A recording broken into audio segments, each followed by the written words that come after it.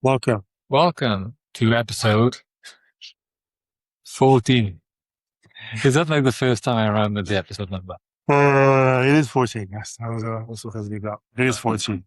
What are we talking about? Today we're talking about the title I came up with, From Barley to Malt. Okay. What does that mean? So from the farm to the glass. Yes, from the barley, from the cereal, from the farm, from the field, not to the glass, to well, I guess to the distillery and what they do. Okay. And I'm going to walk you through this little bit of magic. And I'm going to start by why barley, because there's different, there's more than one kind of cereal. We could have, whiskey could have, and actually is, was different grains, right? Barley, let's put it like in barley, wheat, rye. No, finished. Just any cereal that pops to mind. I don't know the name of all the cereals in English. Weetabix. But I mean, everybody knows that there's plenty, right? There's different kinds. They look different. If I see wheat, there's wheat here to my left and barley to my right. Can I tell the difference? No, I definitely can't. but someone more serious than us can. And there's a reason why barley is selected for whiskey making in Scotland for single malt production. There's two main reasons. Number one, it has a high enzyme potential, meaning it's going to release under the right conditions during germination, produces a rich arsenal of enzymes. Okay. And you need enzymes to break down starches that are in the Sashanel as dietitian. From a previous episode that we did recently. Yes. So you want to the whole point of making the alcohol that you want in whiskey is to break down those starches in grain into fermentable sugars. Sugar, right? Yeah. Sugar delight. And to break that down, you need enzymes. And it turns out barley produces a whole arsenal of those enzymes. So they don't exist in its raw form. You said it has potential for enzymes. Enzymes are released when barley germinates. Okay. So that's number one reason. It's high enzyme potential. The second reason is its husk structure. So the husk is the outer husk. The outer part, right? Like if it were a turtle, it would be the shell. Right? It's the outer part of the grain. Okay. Yeah, so you got the long thing, the stem. You got the stem. This, and inside you got and the thing at the top. Flower. Yeah, and the shell of the flower. Okay. So that's called a husk. So they have a tough outer husk, and it's going to act in the process at the distillery during the mashing process. It's going to act like a natural filter at the bottom of the mash tun. Okay. So this is another advantage that it has over other cereals. So we talked about wheat, rye. Is corn a cereal? No, it's like corn. It's corn in the corn. Yeah, but is it like a vegetable or is it a fruit? It feels too big to be a cereal. Yeah, I wouldn't have put it in the cereal category, but you make whiskey. So there's oats. Like we don't talk about oats. So oats, rye, wheat, barley, all of these can be used to make whiskey, and then corn. So surely corn has to be. What's the mean when they say like grain, like whole, like single grain whiskey, whole grain cereal, breakfast cereal? Is grain all cereals? You've cornered me. I think grain. Grain. It can be a grain of. Grain can be wheat. Grain can be. It was a bit single grain. It's only. So that's a very good question because I'm not sure I can answer. Is it single malt? Actually, malt is not the cereal. I know. Single grain must be like what they did with Waterford, where it's barley, for example, from a specific farm. So one type of barley, not mixed in with barley from another field or whatever. So single grain must be I'm not sure that's what it Barley, is. rye. I'm not sure that's what it is, but it could be. I'm not sure. But why the term grain all of a sudden? But we talk about different kinds of cereals, right? We said barley is more appropriate for making whiskey, especially single malt Scotch whiskey. Yeah, it is, because it's barley grain.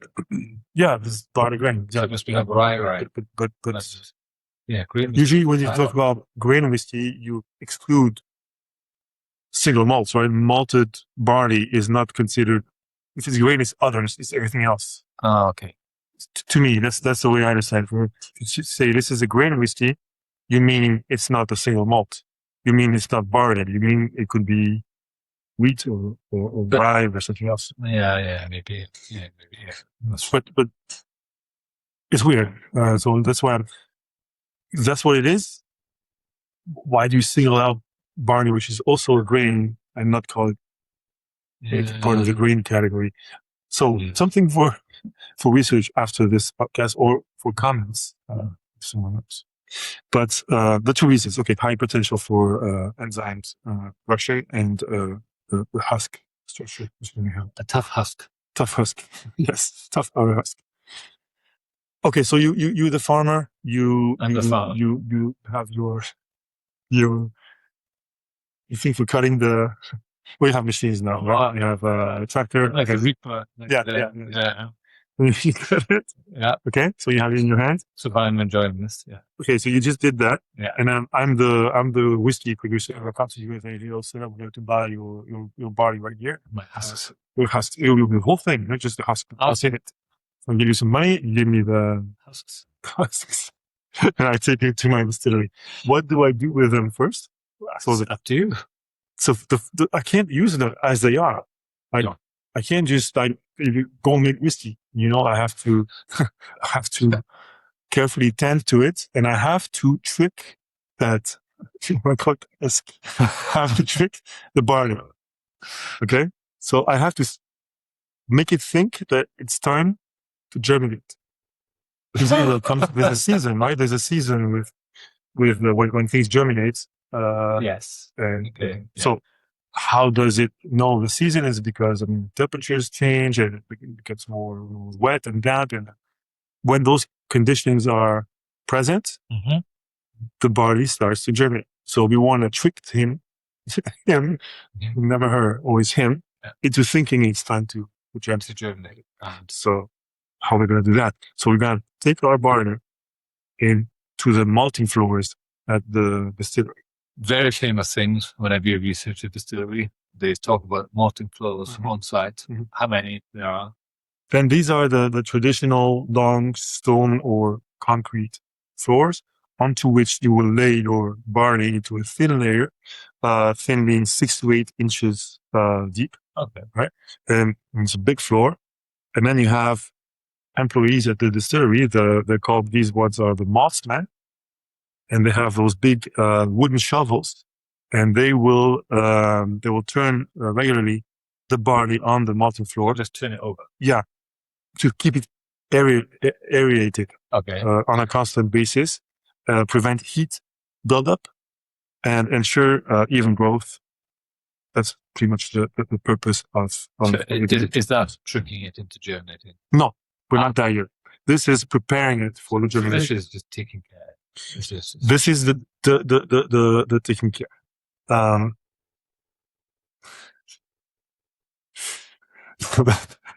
But I forget this one. It's called the malting floor because this is where the malting process. We stop calling barley talk about malt because the malting is the germination. So you do all this to trick it. Actually, yes, the end result of having taken care of it on the malting floors is to make the barley start to germinate. Okay. So it thinks the barley seed.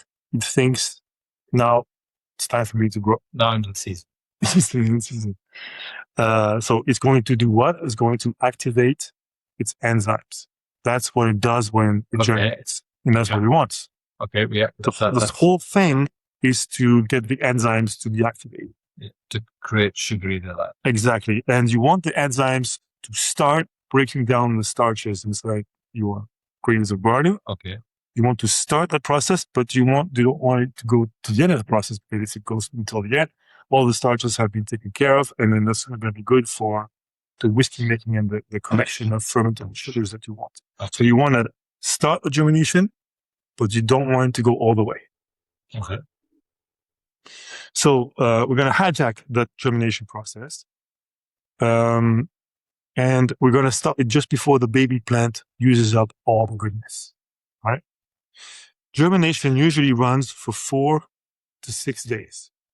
Okay. At around 15 to 20 degrees Celsius. So are these guys still turning it over? And I think for 4 to 6 days, it's known to be a backbreaking yeah, job. I was going right? to say, Because it's, you know, constantly do malting this. flow after malting flow, it's a tough job. So 4 to 6 days of that kind of work in condition. I mean, fortunately, it's not too hot. It has to be 15 to 20 degrees Celsius. And then the grain starts chit. Chit. C-H-I-T. Oh, dear. That's the term. When little rootlets will start to appear. This is a chit. oddly intimate. And if you're there, I'm the one actually, I bought the thing for you. I'm at the distillery. I start to smell that fresh green cucumber-like smell, that aroma that emanates from the malting floors. Okay, that's what's happening after 4 to 6 days. Not in 100 years would a cucumber would be. And so when and why do we interrupt this germination process? Like I said before, we don't want all of the goodness to have been used up by those enzymes. So you stop at the peak of enzyme development. How the fudge do you know when that is? You're going to know by the length of the little chit. No, the chit is the name. It's when the little rootlets appear, right? Yeah. So those rootlets will grow, right? The little plant. Yeah. The shoot, and you will know when it gets about 3/4 of the length of the whole plant, right? Okay. That's when it's at the right moment. It's not too soon, but it's not too late. That's when you want to stop it. And how do you stop it? This is another process known as kilning. K-I-L-M. You throw water on it. No. Kilning, actually, you need to use, you need to dry it, right? Because germination, germination implies something. So this is like how you dry it over peat or dry it over. So you have your green malt, cucumber, smelling aromas, malts. Yeah. So you want to dry that in a kiln with hot air. So traditionally, you mentioned that I think in our previous episode, traditionally you were using peat fires, right? Under the floor as a heat source, yes. And that was giving that famous smoky characters in Ireland whiskeys and so on. Today, many distilleries use indirect heat. It's different processes. It's not necessarily peat, but the point is you need to use heat to dry those germinating plants and stop the germination process. So you stop the growth, you preserve the enzymes while developing flavor. So you have it exactly where you want it.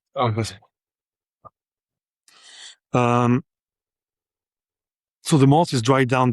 I guess there's tools and devices that will measure the amount of moisture, because you want to bring it down. We know between 4 to 6% moisture, and you stop when you get there. This cures and locks in the enzymes, and it creates the color and the flavor compounds through the Maillard reactions. Maillard sounds like a French name. It's what gives the lovely biscuity toast to your barley, which is now malted barley.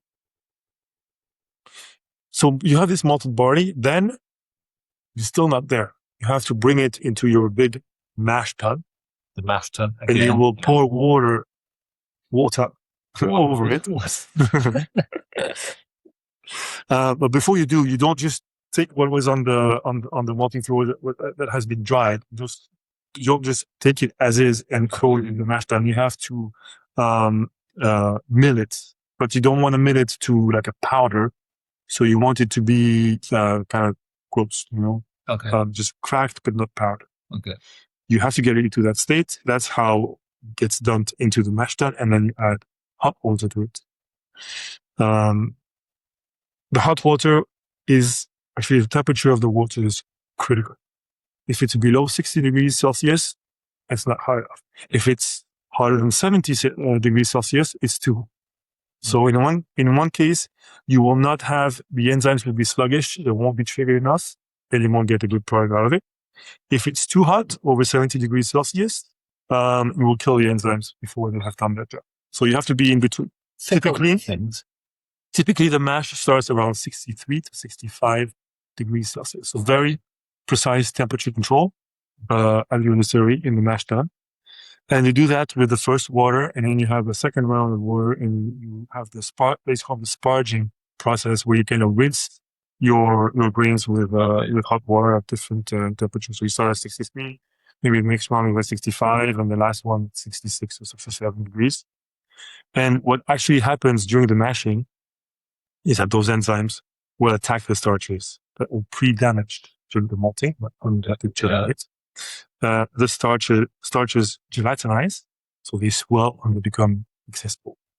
And then the enzymes convert them mostly into maltose, glucose, and other sugars. Well, maltodextrose and other sugars, dextrins. The dextrins are non-fermentable sugars. Okay. So maltodextrin and other dextrins are fermentable, and then the fermentable ones, we said maltose, glucose, and others. So that's really what you wanted. That's what's happening in this mash tun. And in the end, we talked about it in one of our very early episodes. You have this sweet wort, which is the result of the mash. The wort, yeah, I remember. So it's very sweet because the whole point is to extract the sugar. Exactly, right? Yeah. So you have this sugary liquid that you drain off, and the spent grains, or what's left, is going to as cattle feed. So you don't waste it. Okay, that's good. Then the wort is cooled, the yeast is pitched, and you have the fermentation that begins. And after the fermentation, you have the distillation. We already did an entire episode on distillation. We talked about the distillation. But it's kind of cool that the excess goes to cattle feed, because most of these distilleries, as we found out, did start as farms, because the sheds, the buildings, the infrastructure was kind of there already. Yeah. So that's kind of full circle. Yeah. Nice. So really, that's it. That's the whole story. My gosh, Barley. There's so much that goes into making whiskey. So much control and precision. And people talk about master distillers, and gosh, it's an art. Yeah, it's an art. And if you just approximating things, and you just doing it, we'll see what comes out. You won't make a good product. You have to be really on top of it, and you have to control everything. And it helps you appreciate them. You pay that little bit extra money and have a good whiskey. Really, how the tiniest differences and variations of process that made it go amazing to maybe not so good.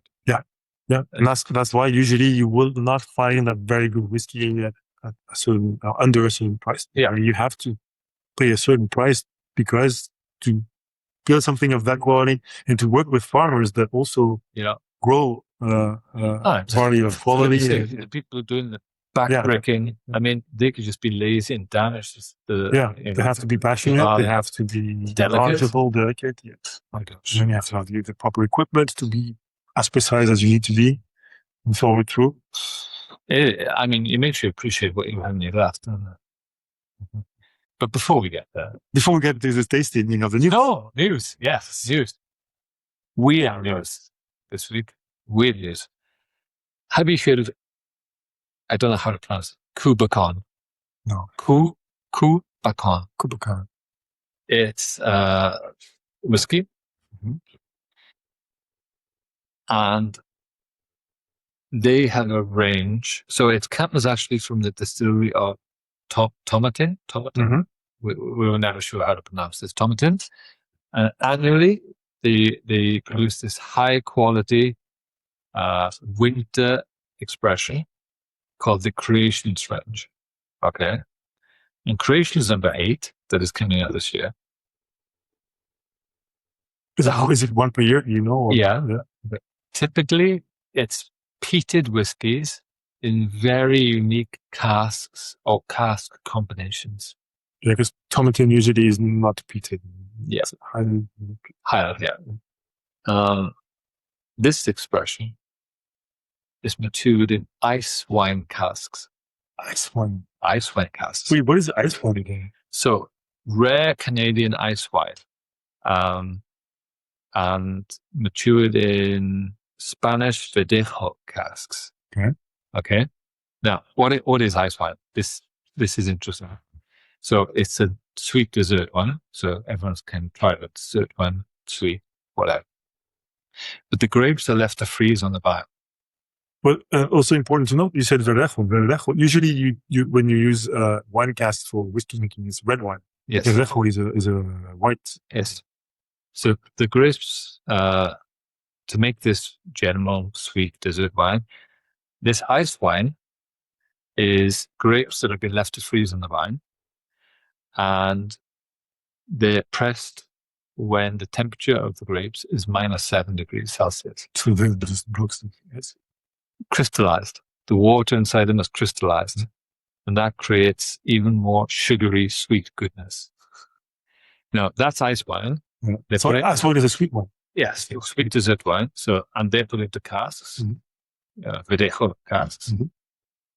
Now, this whiskey, this peated whiskey, is matured in those casks. So, I mean, you've got peated Highland whiskey, okay, yeah, so matured in sweet ice wine casks, and this expression has come out this year. It's called the Creations number 8. The kind of brand, kind of like Meclator is from Glenallachie. It's the peated juice from Glenallachie. I've got Experiment. This is Kubicon. Okay.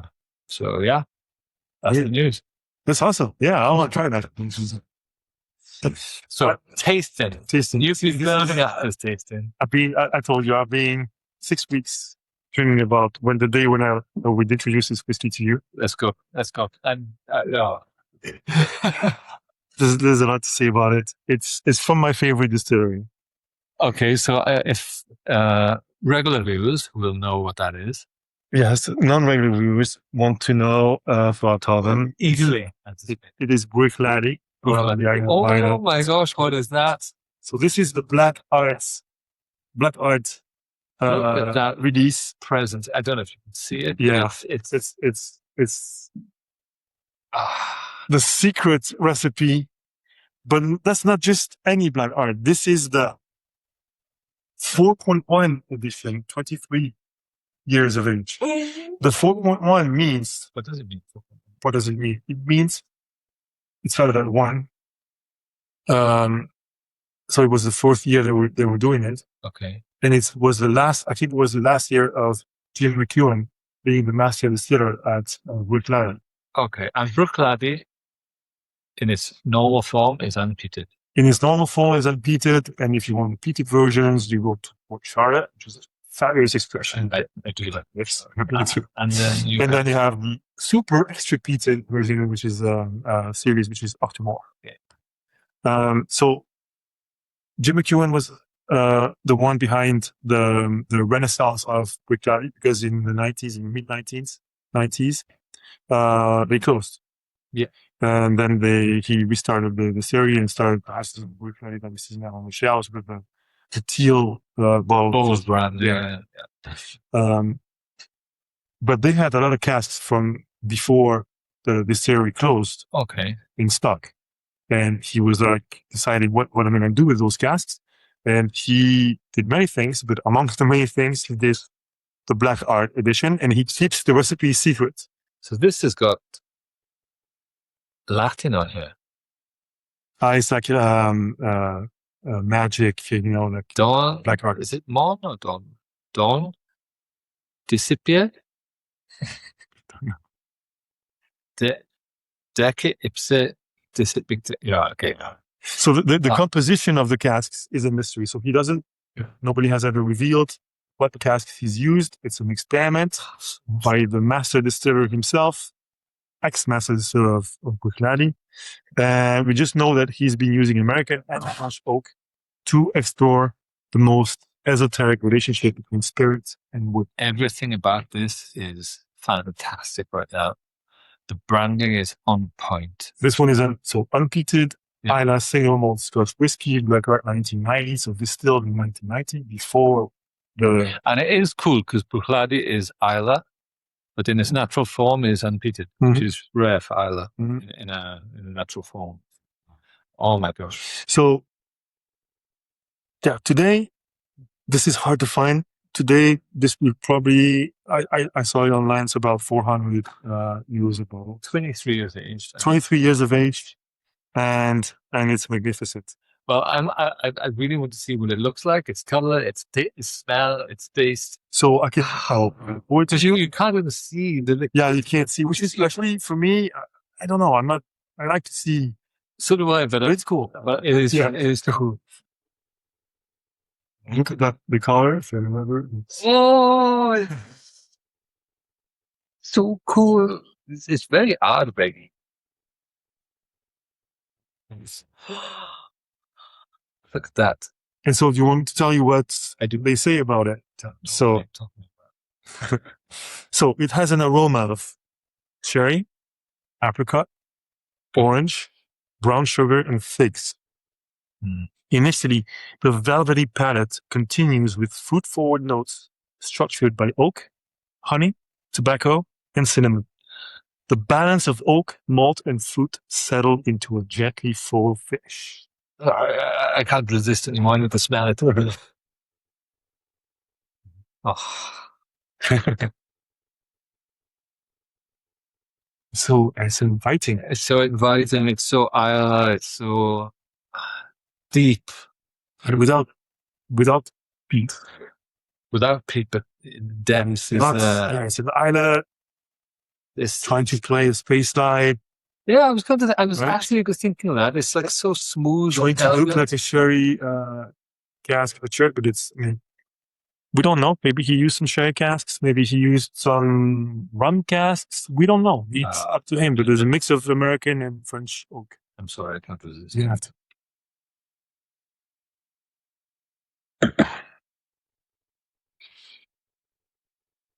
Wow. There's a lot going on. Got orange. Yeah. It's the first one I get to. Cinnamon. I'm not sure I get the figs.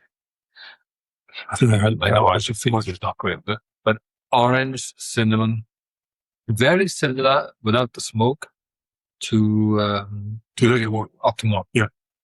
I was thinking the same thing. That's so moreish. You can't taste alcohol in that. That is dangerous to drink because that is yummy without any. I think that's the best description. I think this is yummy. Yeah, this is yummy. I mean, I think you get 23 years in that glass because, like, the alcohol's gone. It's 49.2%. It could be 10. Yeah, because it's 23 years of age. Yeah, exactly. It's just taken all the elegance, maturity, complexity, and turned with a few. I will not taint this with water. How dare you? It might open up some. Oh, well, I'm pissed off because now I'm going to end up looking and spending 400 quid on it. So I bought this a long time ago and I wanted to keep it, and then COVID hit and it was my birthday. And so I was like, what the hell? And I opened it on my birthday. It was a beautiful day. That is superb. Yeah, that's great work. This is the master distiller at work, showcasing everything he can do. How do you get that depth of flavor without smoke, without peat? How do you get the alcohol to burn your throat? Yeah. How do you get the smoothness with all these flavors that compete in your mouth? But orange and cinnamon is just a magical mix anyway. and to put it into whiskey form, to be so smooth and drinkable, moreish, and without smoke. And if you want smoke, like you said, cool. And we tried Not- Barley at the recent festival. Good, nice, but this is another level. I forgot which one. We tried the classic, right? The classic Barley. Yeah. But they had it was a 50% or something. I think the classic was.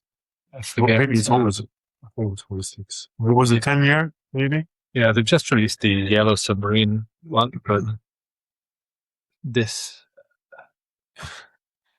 Yeah, as you said, pre-closure. Yeah, pre-closure. Matured for a long time. I mean, Black Art, 1990. The brand is distilled, matured, bottled, ancho filtered, colorant-free, Bruichladdich Distillery, Isle of Ireland. 49.2%. There's a documentary on Isla, on whiskey in general, but specifically, I think it's centered around Isla on Amazon Prime. Huh? And Jerry Gillen is a big part of that documentary. And at the end, he drinks This is just it's got a thing here, Omnia ab una. I don't know what that means, but it's kind of. Oh, well, on that note, I'm going to retire to a quiet corner and enjoy this by myself. Next episode, Next episode, we thought about making it fun. And it's summertime. Different in summer. So we're going into cocktails. Whiskey based cocktails. We've done episodes on blends. We've done episodes on independent bottlers. We've had some triple distills. We went to other countries. Yeah. Bourbon, with Irish whiskey. So why not cocktails? There's a couple of cocktails we can do. Yeah. And so we'll see. We're going to try and be creative. Yeah, summertime. As always, questions, critiques. Like, subscribe, bell, heart, that stuff. And I'm going to go back to this. Bye-bye. Bye-bye.